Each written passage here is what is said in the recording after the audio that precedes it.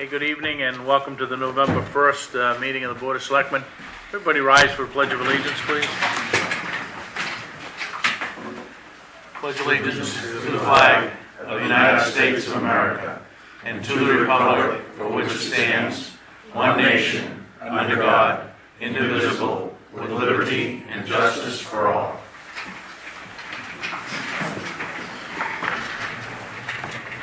Okay, first thing on the agenda, we would like to, Gary's going to step out front here. We would like to make a presentation to some local folks. Gary's going to read this presentation, so Leo and Sandy Binette, if you'd... We'll get Caleb up here too. Oh, and it's a family affair. Maybe he's the one that you want up front there. So Can't miss him. Yeah, step right over here. Maybe we'll snap a picture afterwards. I'm just going to read the basics about this award. We're here tonight to discuss the Spirit of America Award, and since 1991, communities across the state have recognized outstanding community service in their towns and cities with this award. This nonprofit organization was founded to promote volunteerism at all levels throughout the state. The 2016 Waterboro Main Spirit of America Foundation tribute honors Leo and Sandy Binette for outstanding community service. Whereas Leo and Sandy have been instrumental leaders in the creation and maintenance of a community skating area formerly on Little Ossipee Lake and now a new facility at the Taylor House, a lot of that at 2 a.m. in the morning, I know. Whereas they have been members of and participated in the Waterboro Economic Development Committee activities, whereas they have been members of and participated in the Waterboro Association of Businesses, and whereas they have been involved in coaching and other support of basketball, soccer, Little League, and other local sports organizations, and whereas they have participated in and donated funds and much of their time to numerous other club and charitable efforts, therefore be it resolved that the Waterboro Board of Selectmen hereby recognize Leo and Sandy as the 2016 Spirit of America Award recipients for their outstanding spirit of volunteerism in and around the town of Waterboro. Thank you very much for all you do for the town. Thank you.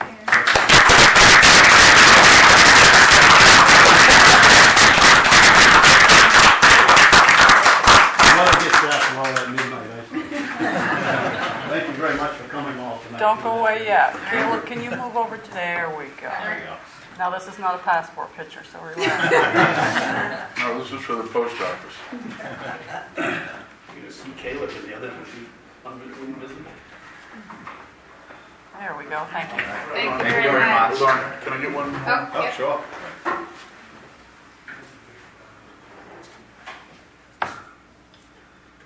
Good, thank you. Thank you. Thanks, guys.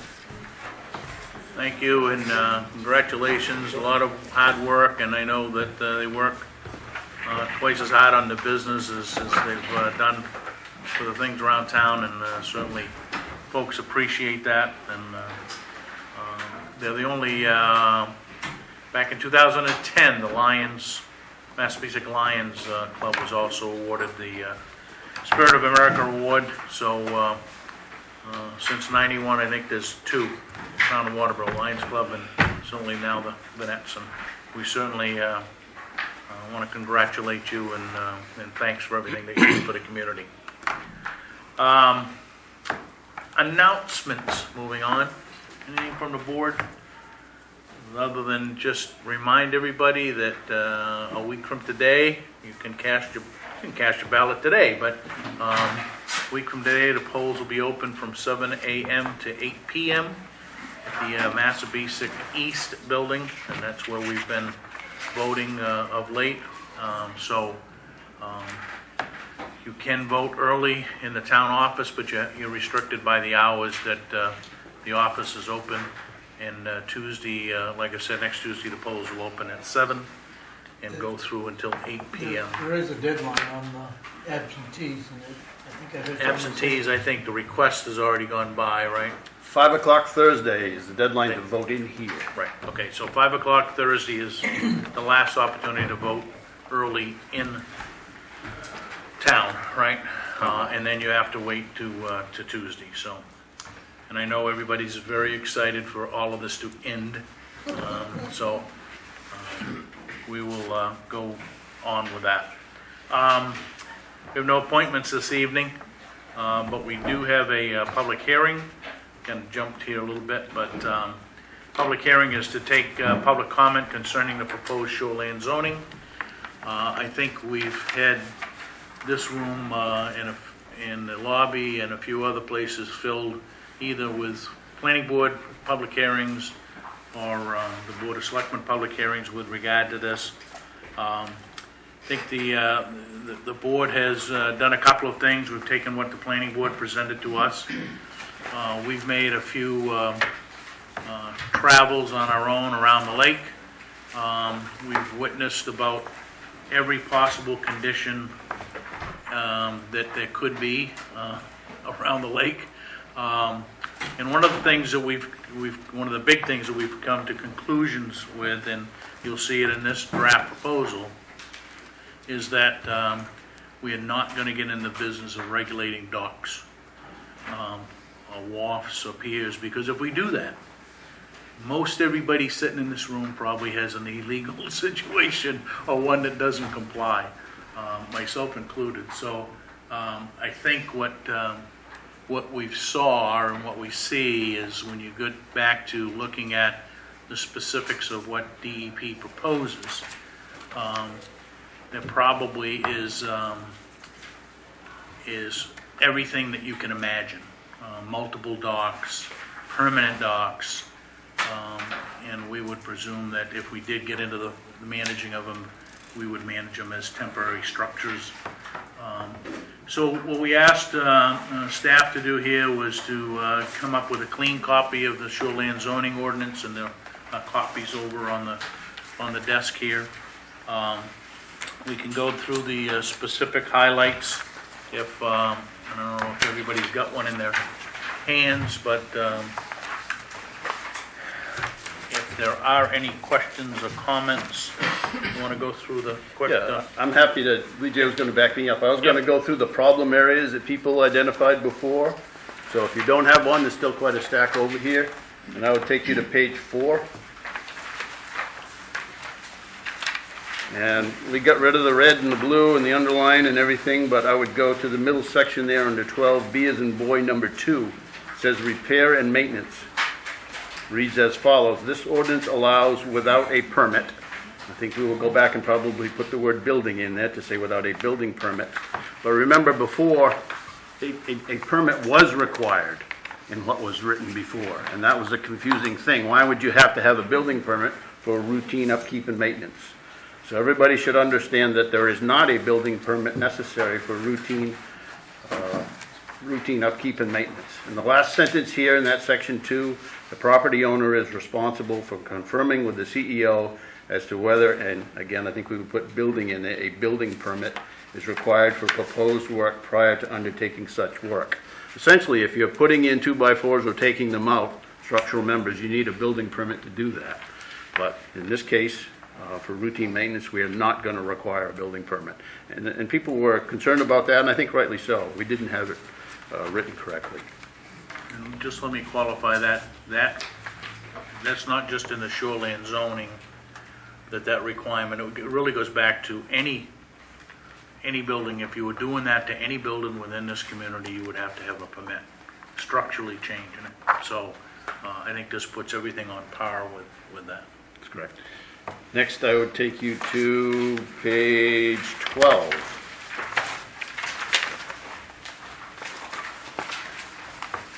This is the land use table. After a lot of give and take, Board of Selectmen decided that in this version, like what Dennis just said, they were not going to regulate docks.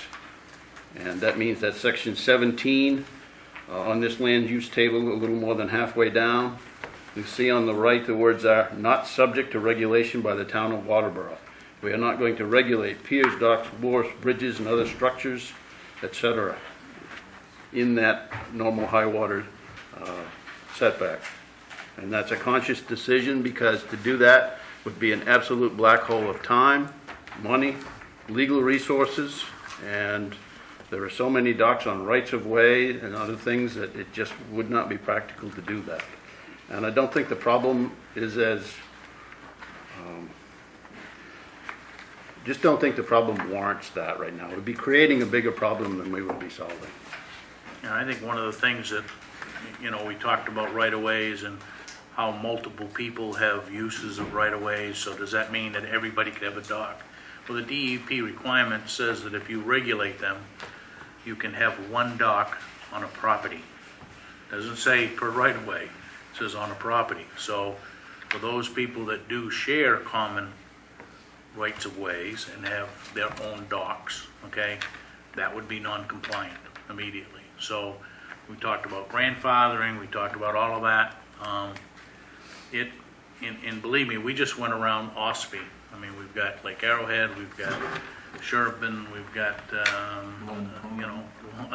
and there's everything imaginable is out there. So the other side of that is that we kind of went around, we got pictures and whatnot, and you have to ask, is this causing a problem?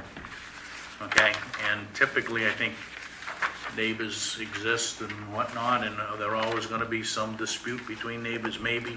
I don't think it's in the town's best interest to manage those neighborhood disputes. So we made the decision at the last go-around to pull the whole section out. Doesn't mean that down the road it can't go back in as a regulation, but right now it's out in this proposal. The table that we're on now, page 12, is backed up by some text on page 18.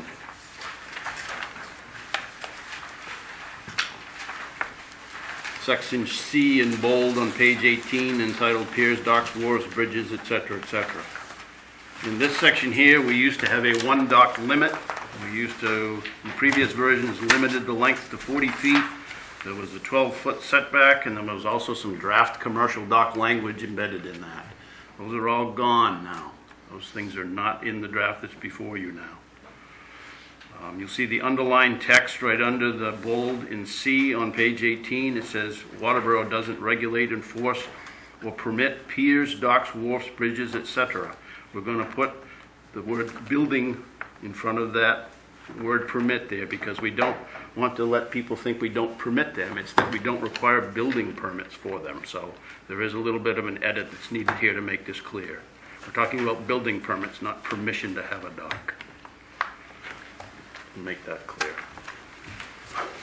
Those were the big changes that took up so much of the time before. So that's all I have. Do you have anything else to add to that, Vijay? Nope, I do not. Been reviewed and everything seems to be fine. Any questions from the public? Yes? How does this affect the docks that they're proposing to put in at the campground? It won't affect them any more than anyone else. We're not going to have a requirement. And if and when that expansion happens, that's going to have to be managed by the planning board. The planning board has a right to place conditions if they deem that that's appropriate, and that'll be between the applicant and the planning board to decipher what, if any, requirements are going to be placed above and beyond what's in the shoreland zoning. But we're not, and there's some discussion about commercial properties and whatnot. As far as I know, any commercial property would have to go before the planning board for a conditional use permit anyway, I would presume. So that would be, the management point would be back through the planning board and the conditional use permit. So, got a question over here? Yeah, if there's no requirements for docks, anybody can put a dock in. What's to prevent the campground from putting in as many docks as they want? Why do they have to come before anybody? Well, currently, I think they have an existing property. They've done what they've deemed necessary, I guess, to accommodate their guests. Well, And I'm not defending or going against them, but should there be a wish to expand, which I would presume will again come back to the planning board, then I'm sure there'll be a discussion with So- regards to How many docks? So as it stands right now, they're not gonna be able to add any more docks than they have there Well, right I'm now? not sure they could put any more in what he's got frontage there anyway. Right, I'm about 500 feet from them. Yep. And I understand, we're all concerned about that area, that small cove. And I don't know whether this addresses the moorings that are put out. There's nothing about moorings? If we want to regulate moorings here, we have to have a harbor master. That's a simple thing you could do. There's a harbor master ordinance in the state. We would actually have to appoint somebody, probably an existing staff person, to be trained and actually decide where mooring can and cannot go. I think either now or maybe there's two other questions here. I think Lee J. Feldman can speak and help answer some questions about what we do and do not have here for regulations in terms of commercial docks and what the planning board can and cannot do. Did you have your hand up, sir? Yes, sort of along the same lines. I'm just wondering what there is in place to prevent something from getting out of hand. You get 500 taxpayers around the lake, and if there's no rule what's to prevent someone from putting as many 90-foot docks out as you want? What prevents something like that from happening? Like, for instance, and of course it's the campground we're talking about, they're expanding, and they have a lot of land to expand up to 50 or whatever sites, but the lake's not getting any bigger. I could see them expanding on their land and doing what they need, but if all that is now going to transfer down onto the lake's staying the same size.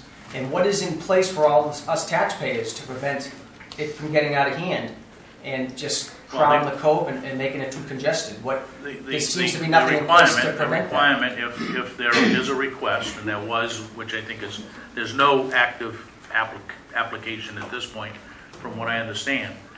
But and this kind of has got clouded, and everybody thinks it's about the campground, and it's really not about the campground. It's about shoreland zoning in the town of Waterboro.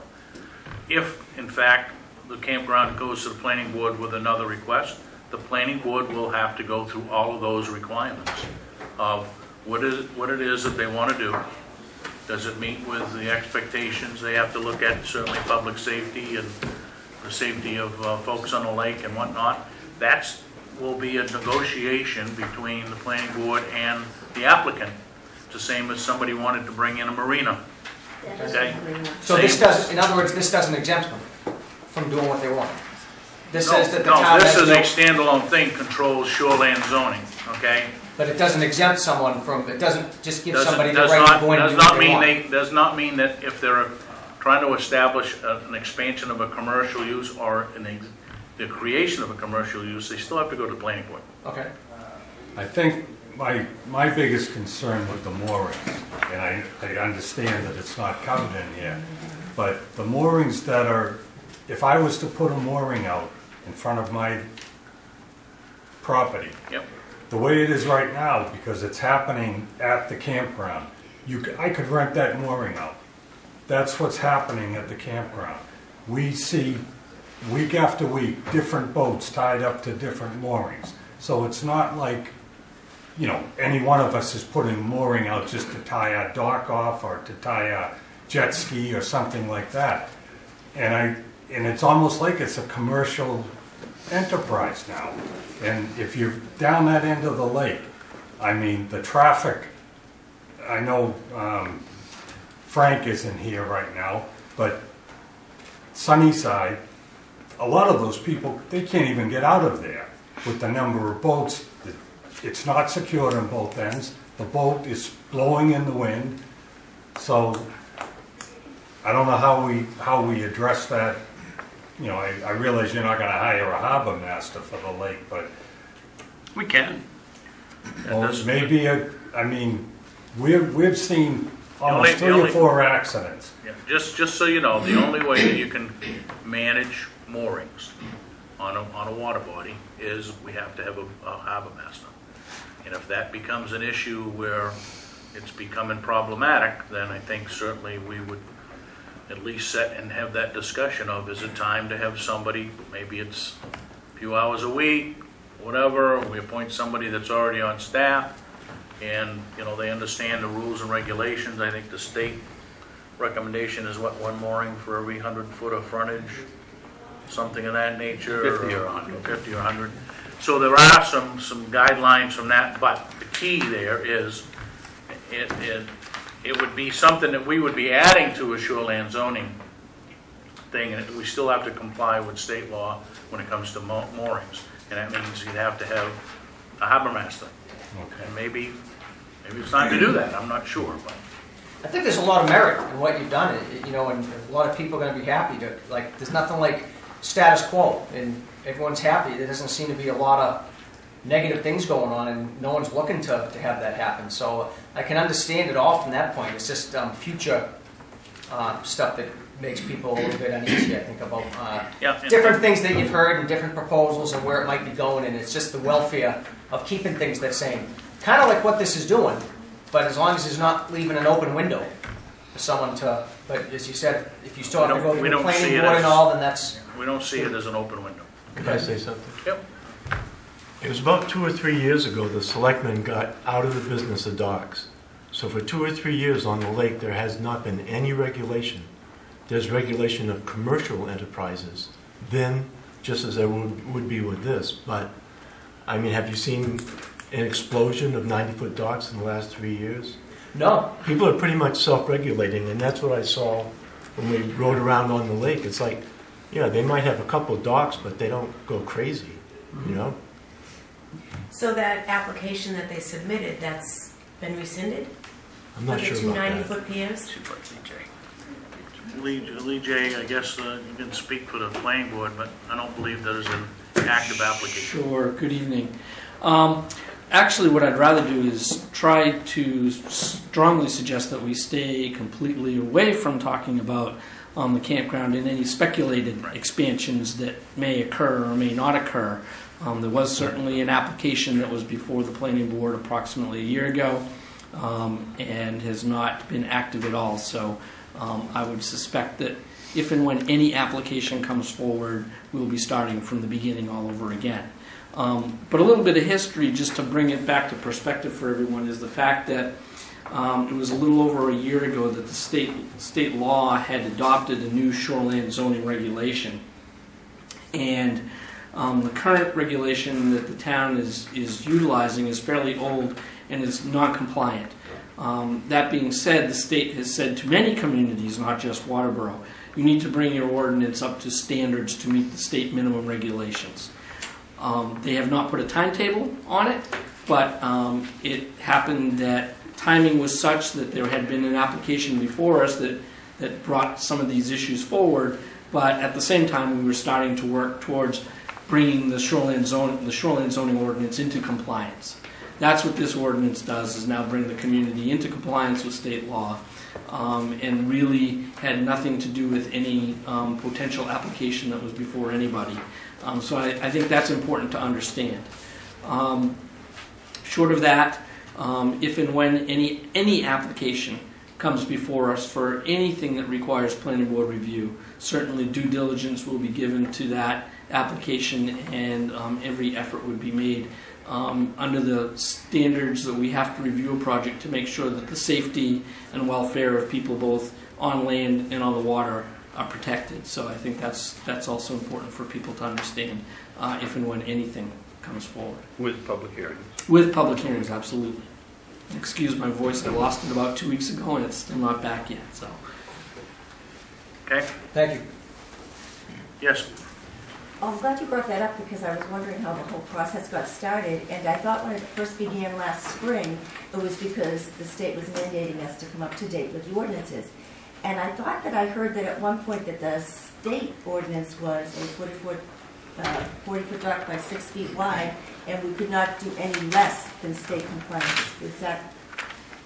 The state does have standards in their basic ordinance, but in that particular section of the ordinance, the state allows the municipality to opt out of regulating that. I didn't realize there was an opportunity. Yes. I thought we had to do at least what the state says. That's why. You're correct in many cases, but in the way they drafted this, there are several locations where various issues the municipality is allowed to opt out. For example, another area in shoreland zoning is measuring and determining how many trees can be cut in the shoreland zone. The state actually wrote in 3 options for a municipality. One is to completely regulate the forest management. One is to work with and consult the state Department of Forestry, and the third option is to opt out and allow the state to regulate. So that was another option to opt out of the ordinance that was given to municipalities. So they don't have it. Yeah, and in chapter 1000, which is a DEP chapter, they only addressed the width of a dock. They never talked about the length of a dock. So, Thank you. Cindy.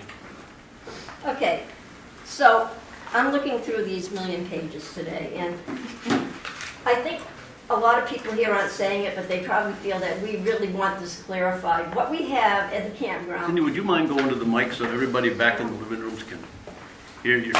Okay, so what we have at the campground, and we can have in other places, so I'm not just picking on the campground, we now have a marina. A marina is a business establishment having frontage on navigable water and its principal use provided for hire, offshore moorings, docking facilities for boats, blah, blah, blah. I think people, when this all started, they don't want to keep coming back for hearings and hearings and hearings, and okay, a lot of these people are paying $5,000, $6,000 a year in taxes. They're living in Massachusetts. They're away. They want you to put in this draft something about what are you going to do about marinas. Okay? Just, do you understand how they feel? They want you to say, what do you want to do about marinas? Are we going to just let marinas come and go? Otherwise, I mean, there are so many things on the lake that commercial. I mean, the Camp Laughing Loon sign is illegal. Are we going to just start turning people in? We want to have in a draft something that's a little more clear instead of saying, oh, Jesus, I missed that. Now they have 10 90-foot docks in, and I wasn't in town this winter, and so now what am I going to do because it passed? Is that what people are thinking? Yeah, and there's going to be some limit Along on those what lines. we can and can't do. And so, I just want to make a clarification, because certainly I think what she was reading was the state ordinance regarding marinas. But marinas are also a landside impact, and in the zoning ordinance, we have a definition of marina which is somewhat different than the lakeside, if you will, the water side. And the zoning ordinance currently is defined as, and I apologize, I don't understand this, but a boat basin that has docks, moorings, supplies, and other facilities for small boats, including the sale of boat, bait, and tackle supplies. That's the definition of a marina under our zoning ordinance. So there is a difference between what's considered a marina under the state regulation and under our regulation. right, and I guess to my point is, you know, we have a standalone shoreland zoning ordinance, which deals with the shoreland zoning. Correct. Right? Any commercial endeavors that want to establish themselves, okay, are under the scrutiny of the zoning within the community. Correct. Which is the zoning package. That's right.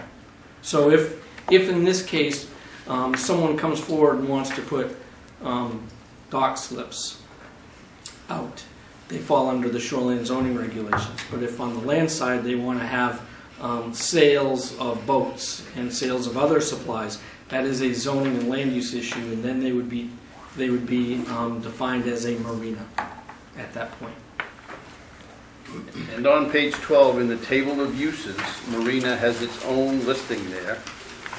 The bottom of page 12, item number 29, you'll see if you go to the right of the word marinas, it lists PB for planning board. You have to go to the planning board to get permission to have a marina in the shoreline zone. Bottom of page 12, item 29.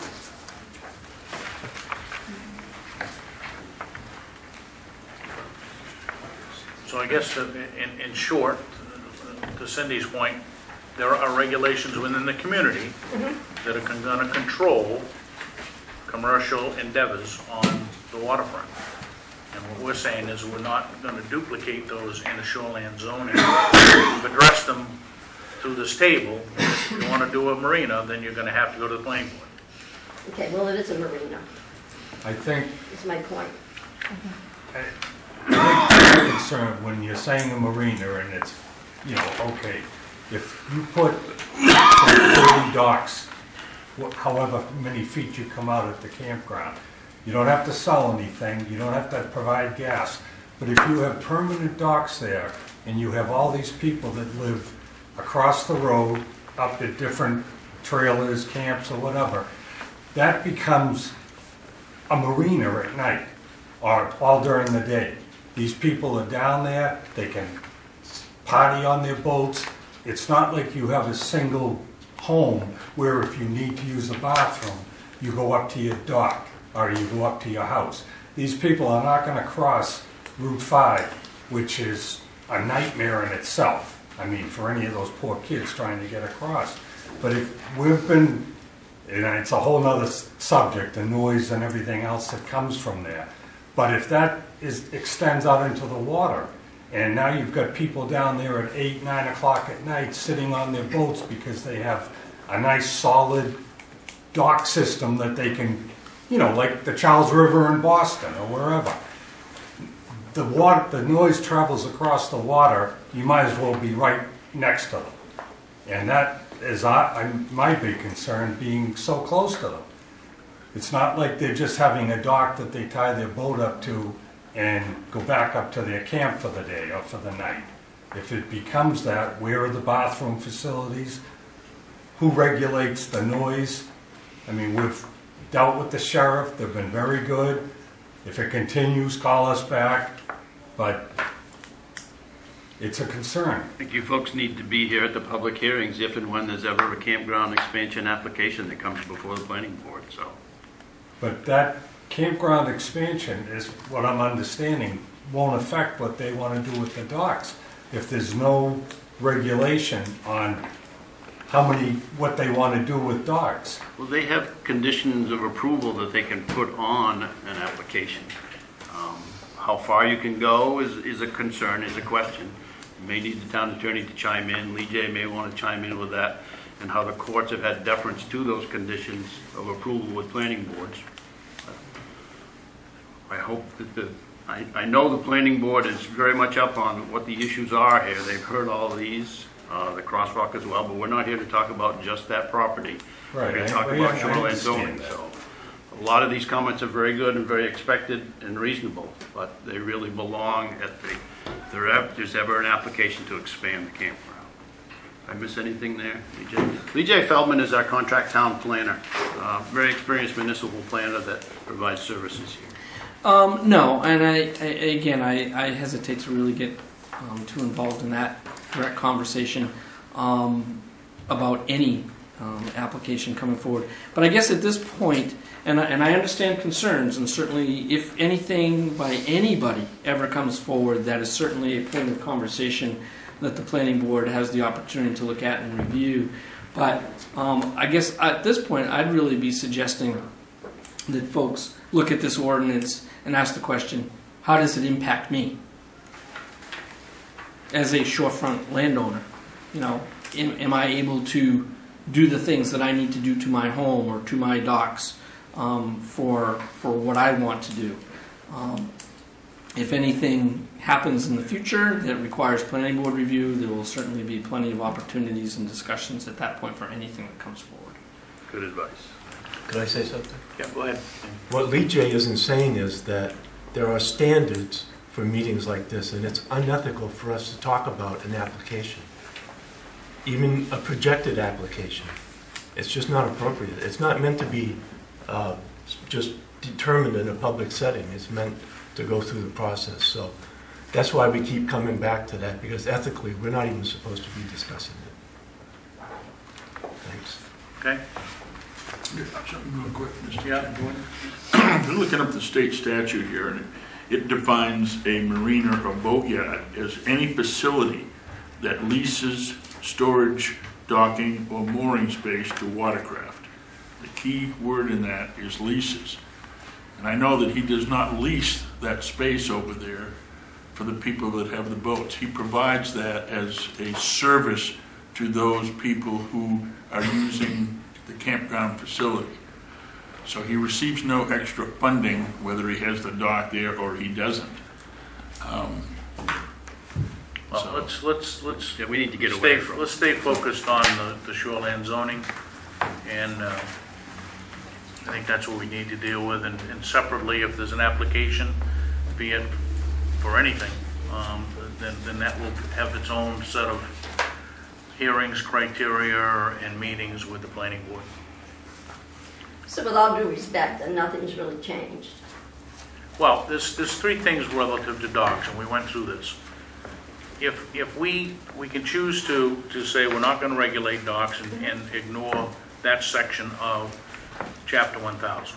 Which okay, we that's- haven't regulated anyway, right. Which is what we have now said, Right. okay, in this proposal. Yeah, The other option is that you do the state's dock requirement verbatim, which means that no one can have over a 6-foot wide dock. right. You're not going to control the length, and you will have one dock per piece of property. That's not going on this lake, okay? No, There's right. all kinds of different things. Or you do some modifications, right? Where we might say it's a 40-foot length, okay? But you still get back to, if we impose a length requirement, it still goes back to the Chapter 1000 requirement that it's one dock per property, and it's very specific, it says property, okay? Or parcel, I guess it is. And it can't be any more than 6 foot wide. So we're sitting here going, if we impose a length and adopt what they have in Chapter 1000, it will take us a monumental effort to go around and challenge everybody that's today doesn't meet that, Oh, yeah, you're okay? right. And we have individual properties that got 4 or 5 docks out there, not just, okay, there's, Oh, yeah, you're right. all right, Yeah. so you kind of weigh that and say, okay, are we gonna get into this business? If we are, we're gonna probably employ somebody full-time, not just at Ospey Lake. We've got Sure. 4 other ponds within the community that have to be managed. So it was at least certainly in our discussion is that we're not gonna get into the management of the dock business, okay? If it becomes a nuisance, if it becomes an issue, there's always the opportunity to go back, go through this whole process again, and add that back into the shoreland zoning. So when this all started, this started in 2 separate areas. One was residential. Yep. And the other area, which I have nothing against the campground, but the other area was, which was brought up at all the other meetings, tied into the residential, was the campground. So now we're saying that we can't discuss the campground anyway because it's something that has to go through the planning board, and we have no right, unless there's a public hearing, to even discuss it. Right? Well, I think the point is that whether it's a potential project or a project that's working, unless this meeting is specifically for that discussion, Right. we're not supposed to discuss it. I guess that we didn't know that that wasn't, Well, and that's been the confusion Which is here right fine. along. Every time that we Sure. have a shoreland zoning meeting, Right. everybody thinks, well, we're gonna go and stop Right. this, or we're gonna change that, or Okay. whatever. But this is purely about shoreland zoning Okay. and coming up to the state standards. all right. And it doesn't regulate commercial docks anywhere.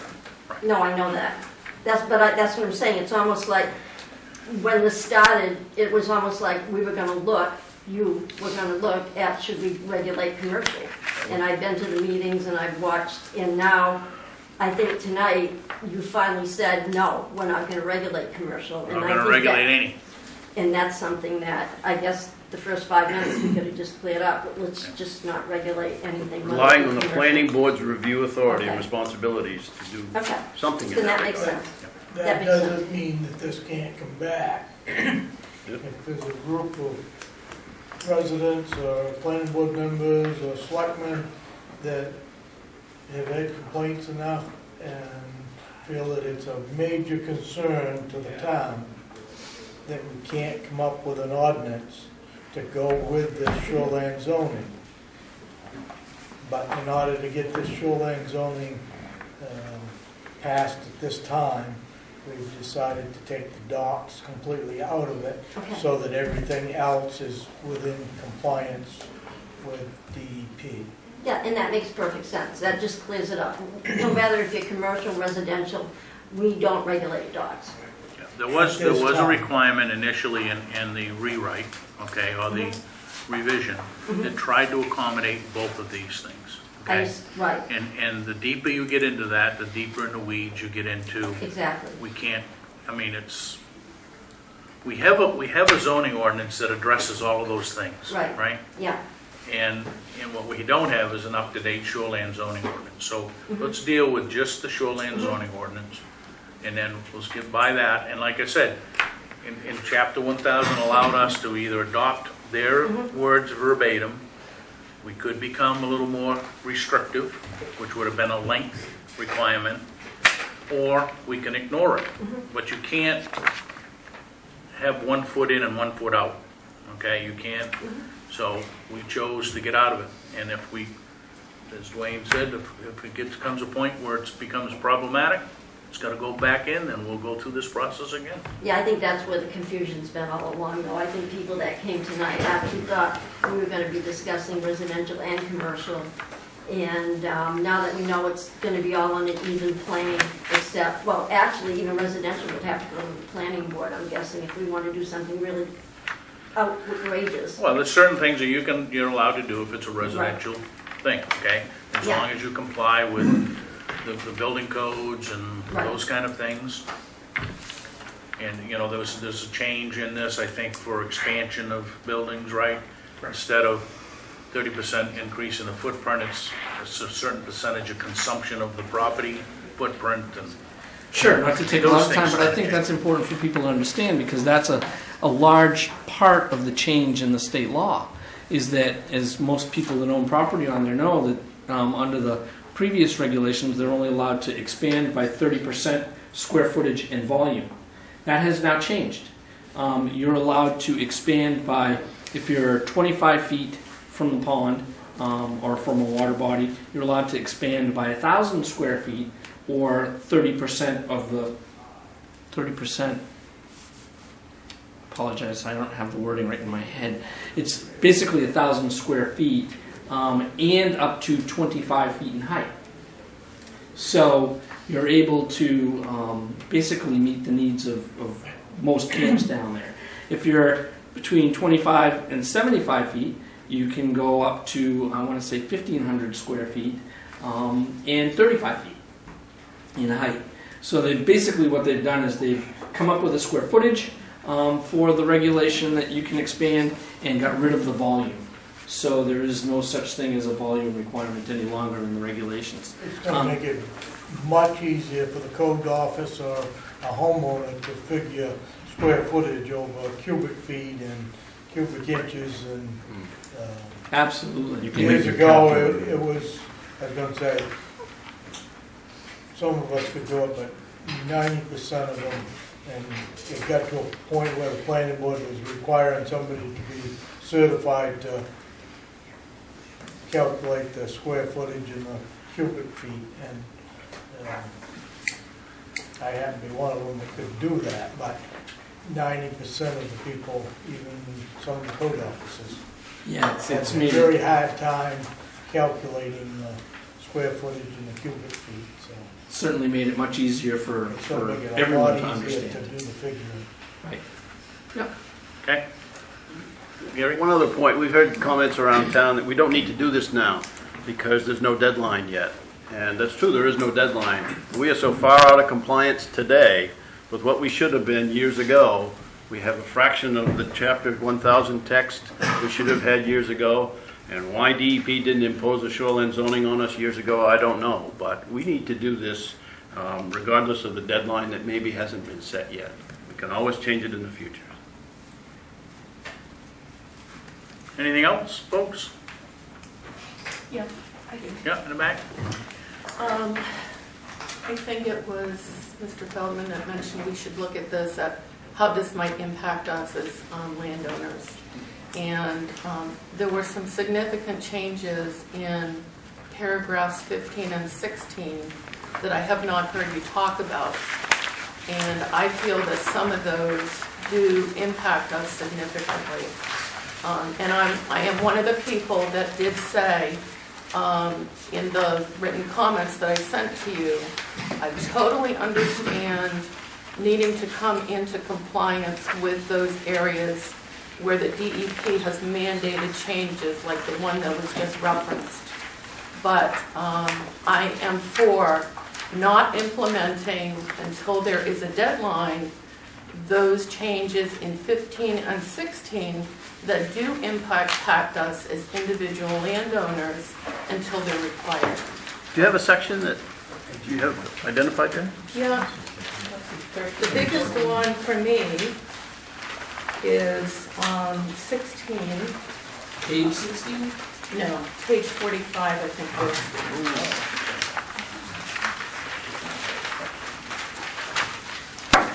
So it's section 16C5. You know, my family has owned the place where I live right now for over 50 years, and I'm very supportive of maintaining our natural resources, but this sounds on its face like a good idea, but just think about the last time that you had to hire an excavator to do some work. That is one of the most difficult pieces for a general contractor to do, is get that excavator in the time when they need to do the work.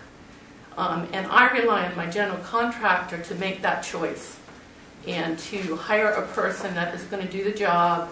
I know that he will supervise that excavator, but to have to now, and this is one of those changes that is not mandated. This is in place today. Oh, yes. The need for that erosion control certification, that's not new. 100%. But my understanding is that's not in the Shoreland zoning ordinance now. That's probably true. That's Yeah, if I may, just a quick story regarding that, because I peripherally have been involved in an issue up in Sweden, where this very issue has been involved in play. And actually, the attorney that's involved in that is very well known. The landowner is suing is suing with rights to cause lawsuit of a very well-known private school who had an easement across their property, but did a lot of work without a certified certified erosion control person on site, and has devastated the property. And now there's going to be thousands of dollars of restoration that's going to be required of this school because of it. So, and yes, it is in place today under the state regulations that someone that goes out there in the shoreline zone has to be certified in erosion control. What's your first name, ma'am? Patricia. Patricia. A lot of the things, that's why we need to do this. There were many things that were in the previous chapter 1000 that we didn't have in our ordinance, and we should have years ago. And I'm not sure when this erosion certification came in, but it's definitely been in play for My years. understanding, because I hired an attorney to look at this for me, is that this is recommended by the DEP, but it's not required at this time. You're absolutely correct, but you need a permit from DEP to do anything within 100 feet of the water.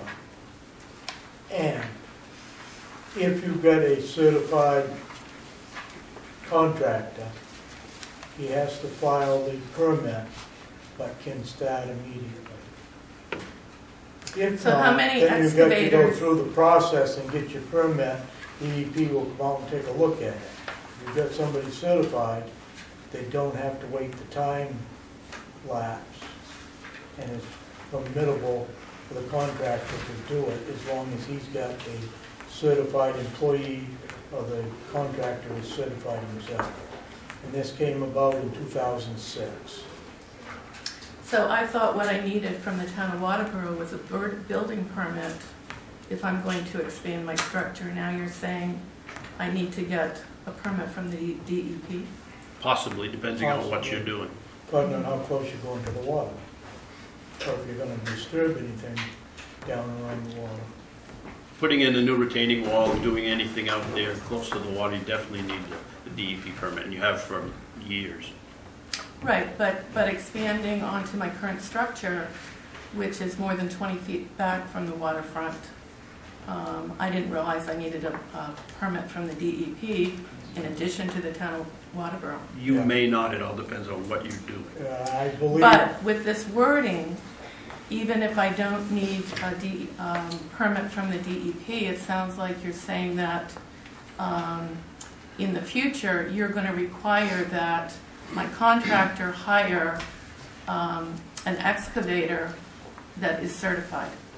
That's in place today. The section Permit by rule is what you're looking for from DEP. the section that you're quoting is about excavation Right. and disturbing the soil. It's not about working on the building. I mean, if you were doing an expansion that you didn't affect the soil at all, correct me if I'm wrong, I think you'd be in a different category. But this is about someone coming in with a backhoe or something and disturbing the soil that close to the wall. Yeah, and potentially that's the case. If I want to expand my building, I may need to do some excavation in order to do that. Which you're required to go to the DEP and get a permit by rule to do that, if you're gonna move X amount of material. So that exists today as a DEP requirement. And if you're only 20 or 30 feet from the water, you won't be able to go any closer to the water. You're gonna have to go to the back of the lot to get your expansion. Unless Yeah, you're going down. I've looked at the footage and that's not the case. Was that the only section, ma'am, that you had? There were some sections in 15 that looked to be brand new. And again, it was that same category, recommended by the DEP, but not yet mandated. Section 15, so page Let me, 40, low 40s? 15, 14, 25. Are you using the version we had weeks ago that you have in front I'm of you? using the current one. Okay. What page you on that you're referring to? You're looking at section 15. What page does 15 start on? We got a table of Page contents in 13. front of us, we ought to be able to. It starts on 13, page 13. 15 to 25. That's good, 15 to 24. Okay, land 13 use. to I'm looking 44. at, one of the new sections is page 38, the hazard trees.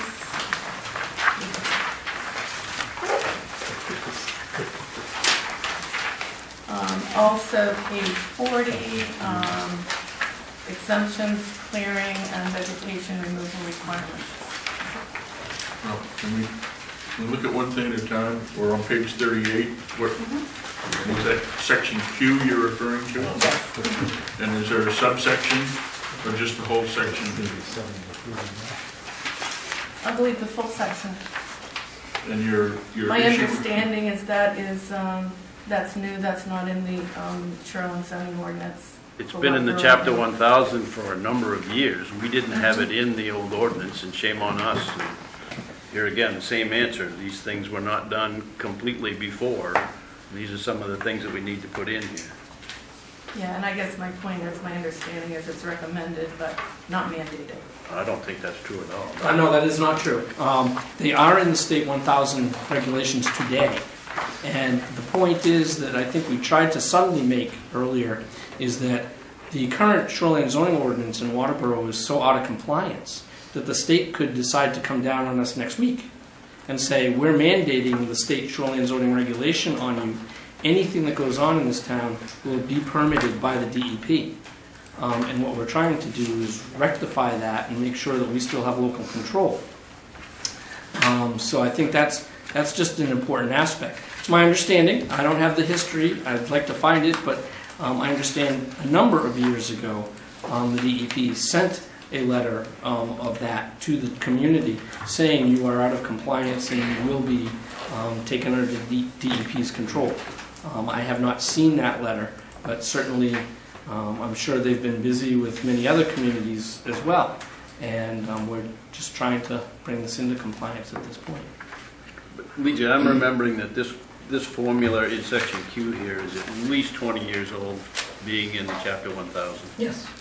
So I understand why you think it's new, but shame on us, we never had it in there before. It's We new should to have. us, but it's not new to the required law. Right.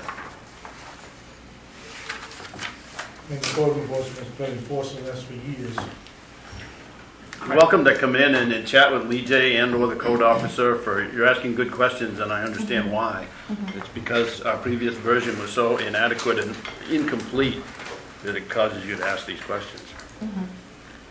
I may do that, because I have a legal opinion that is different from what you're saying, so I Yep. would just do that. That would be great. Okay. Thank you. Anything else, folks? Anything from the board? Okay, we'll call the public hearing closed at 6:55. All right, we will continue with the balance of the agenda. Correspondence, we get the treasurer's reports, reports and staff initiatives, selectmen reports. Anybody have a report? Want me to go around the table here, or are we all set? Okay? Everybody shaking their head, so, town administrator. Nothing? Good heavens. I'm short-winded tonight, too. Well, before you leave, unfortunately, the town library is closed until further notice. We lost our boiler a month ago, and the temporary heat we tried to put in there yesterday filled the place with fumes, and it's not a safe place to be. But the good news is the contractors are coming Thursday to put a new boiler in. By putting time Friday or Monday, we'll be up and running. So if you have a book, read it again, or get another one. And just for another $329, this other contractor can change their schedule and do this work. So that's a very good thing. I'd also like to update the public on the Public Works Director. We had interviews last Friday, and I'm pleased to announce that David Benton has been appointed the new Public Works Director, replacing Doug Foglio, who resigned as of October 1st. We want to thank Doug for his service for these years. He continues to help us in this transition, and we look forward to working with David in this work. An update I got today from the Snowmobile Club's Vice President of good news in terms of trail access is they now have access over the property that was no longer accessible to ATVs. So they can get to Deering Ridge Road this winter for snow sleds only. Reminder about voting, November 8th. And just to reiterate one more time, absentee voting ends 5 o'clock on Thursday here in Town Hall. Thank you, Mr. Chairman. Okay? Just a reminder on something else, Yeah. Mr. Chairman. The day of the polls, there will be some volunteers there.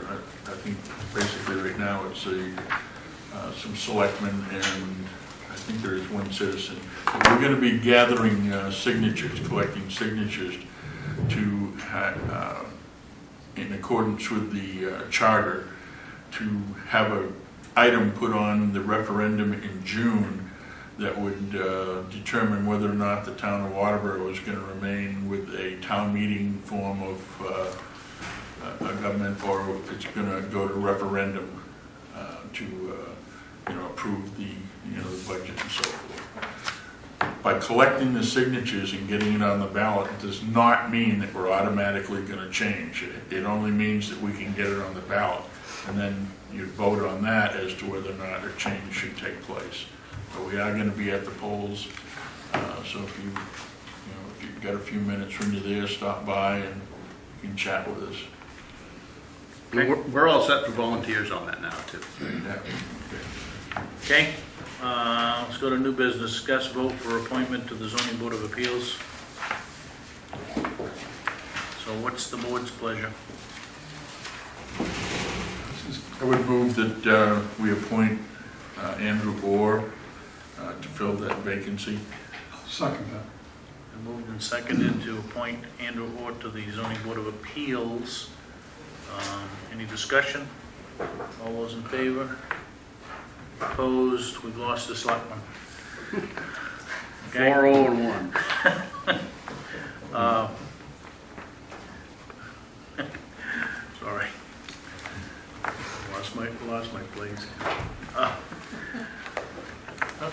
B, discuss vote for appointment to the Parks and Rec Committee for a term to expire June 30th. Did we not have this person in? She had been on the board before, her term Okay. lapsed, and she All right, just all right. asked that she be reappointed. So she wants to be reappointed. That's correct. So what's your pleasure on Michelle Bennett? I'd make a motion to reappoint. Okay.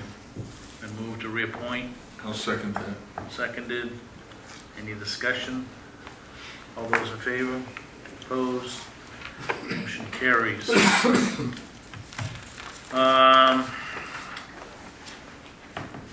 Item C, discuss and vote to renew a state malt, spirituous, and vinous liquor license for Woody Sports Grill located on 38 West Road.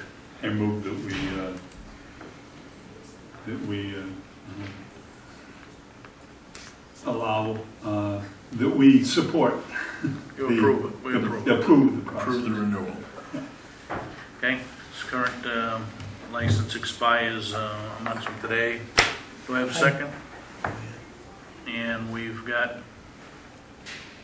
comments from Code Officer, the Lieutenant Frazier, and who else that they approve, or they said that everything is, I guess there were a couple of things that they picked up on, but that they've been fixed, okay?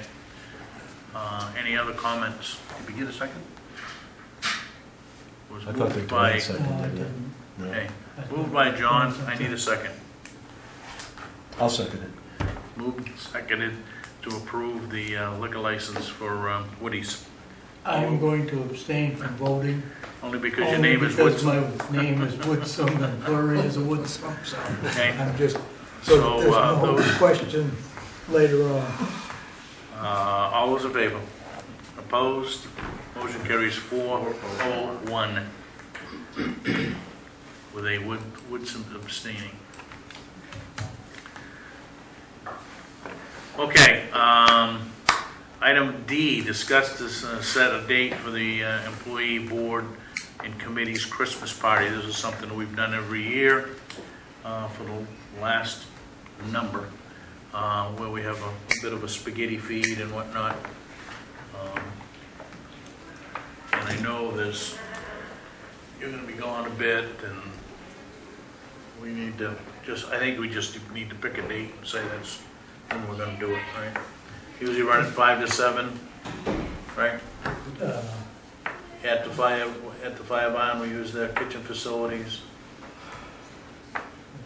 So what do you feel? First Friday of December, I am about,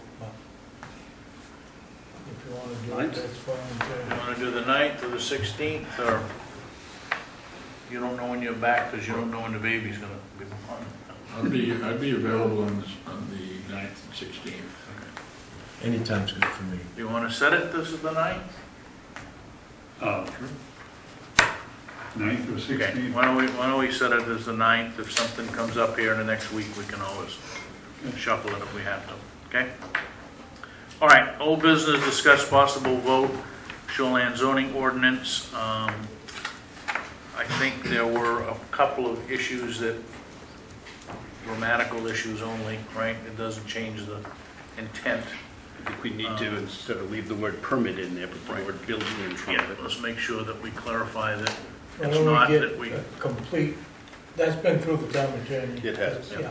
yeah. So just get that, put it on the next week's agenda. to approve, To to discuss and approve, approve. yeah.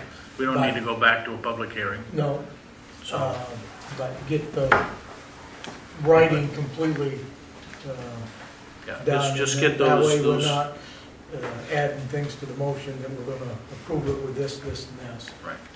It'd be a- So we Yes, would we're put it gonna on vote. the meeting of the 22nd.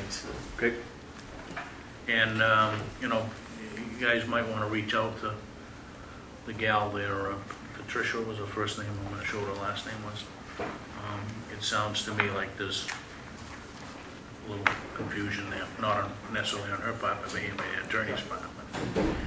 Okay, old business item B, design standards.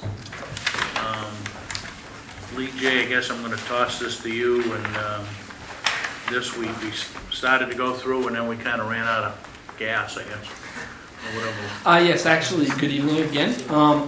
The issue was that did not have a memo in front of you, from myself actually, explaining what the planning board's position was regarding the issue of did the planning board want to just allow the design standards to be on properties that fronted on Route 5 and 202, or was it something that was going to be town-wide?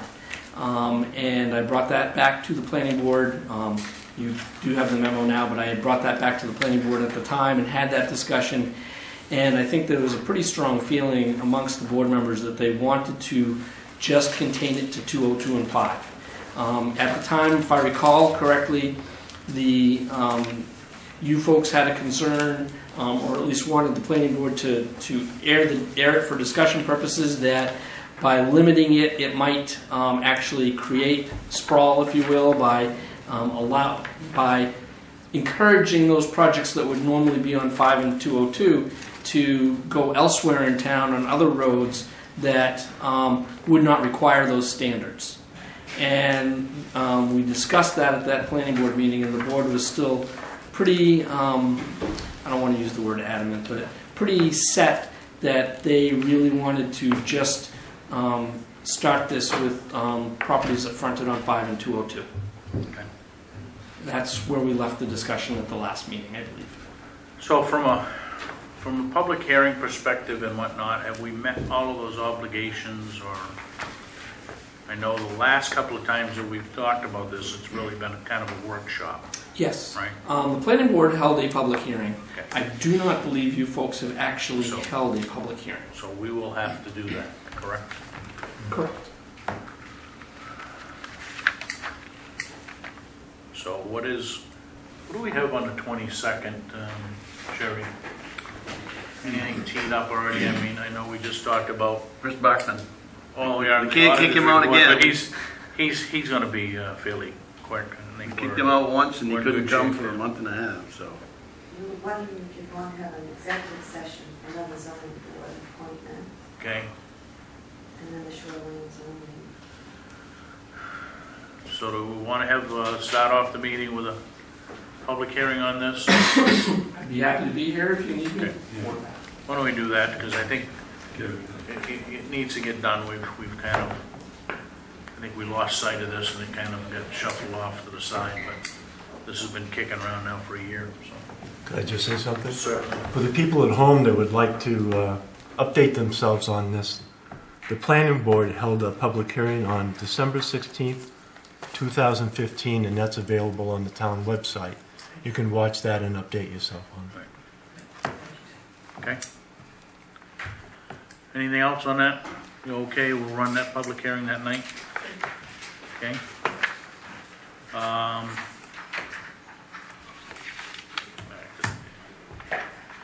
Where are we? Old business design standard we just took care of. We're under item 12, other, discuss and vote to approve the minutes of October 25th, regular meeting. So moved. Second. And moved and seconded. Any discussion? All those in favor? Opposed? Motion carries 5-0. Pending decisions, we're still at the review comprehensive plan task list. We need to kind of get reacquainted with that. Probably first part of January, we ought to at least pencil in a workshop to see where we are and whatnot. And I know that you've had a number of discussions with the planning board relative to a list of things, and I know you're currently churning through a bunch of changes there, right? So that's a big piece of it. That's the liquor license. He's done a lot of work on the rest of the ordinance, and he's working with the planning board for that. But we need to at least get, maybe even if we have to, we'll do it first part of January, maybe even if we bring it back in a meeting, as an update during the meeting. I'm not sure we have to have a special meeting on it. Week's action list, I think we're going to redo just clean up the shoreland zoning. Anything else that we had I'll be working closely with David, Tommy, and Nate on Public Works things to get that transition as smooth as we can, and with Doug also for... Pick up the unused porta potties? Yeah, I talked with him about that today. Get the library back up and running. We've got a variety of other projects we hope to get done before snow, so November's going to be a busy month in terms of Public Works. If you haven't been down to the salt shed, get on down and see it before there's sand and salt in it. It's done. Okay? Anything you want to add to the agenda on the 22nd? We've got a ZBA member app and a public hearing for design standards. And the the zoning ordinance vote, or discussion and vote. Shoreland zoning. Shorelands. Yep. I'm all right. And audit presentation. In the audit presentation. So if something comes up, we can always add that. We will not be meeting for the next 2 weeks. If you remember, we moved our November 8th meeting to tonight so that everybody has the opportunity to vote. And you can go down and sit until the wee hours of the morning and see how the votes are counted in Waterboro. Thanks for 3 weeks. It's very, very exciting. That's right, 3 weeks. It's a very exciting moment to watch all those ballots get counted. Anything else from anybody? I think they said today there was almost 1,000 that will be pre-counted Already? the day before. 1,000 have gone out, and probably, I don't know, it must be 600-700 come back in. Yeah. I think I saw Secretary of State on the news the other night said that there could be upwards of 35% of all the votes cast in this election will be either by absentee or early voting. Yeah. So that's a big number. Okay, items needing signature, minutes, and don't forget to sign the liquor license application for Woody Sports Grill. Dwayne, Thank you. saw your hand sticking up there. Just wanted to bring up the speed on the changes that Southern Maine Healthcare over here in Waterboro are going to make. They will be retaining a full-time nurse practitioner. You'll have to go in, it'll be in the walking section towards the back now, but she'll be there full-time. So there's a lot of concern from our elderly folks. Yes, you'll still be able to go there, get your health checked, and get your prescriptions all here in Waterboro. They will be closing the front part of it, the private offices they have up in front. But there was also some other discussions on the table about enhancing these services in the back. So for the most part, general health practices will still be in place. Just go to the back, to the walking. Yeah, the urgent care, the walk-in clinic stays the same. Correct. The sad part is you're not going to have a primary care provider not here in town. Right, not a doctor on hand, but you can Is still... this a permanent thing from their perspective, or is this something that, okay, we've got a couple of doctors that are moving on, and No, do they intend to recruit it's again? looking permanent from their perspective, but you can still make appointments with the nurse practitioners, in touch with the doctors. And again, they've been very cooperative about this and keeping things in place. There's a couple of things on the table to have doctors way more involved. But I'll keep you abreast of that as they come forth. Okay. Good, thanks, Wayne. We may have a community center yet. Yeah, well, there you go.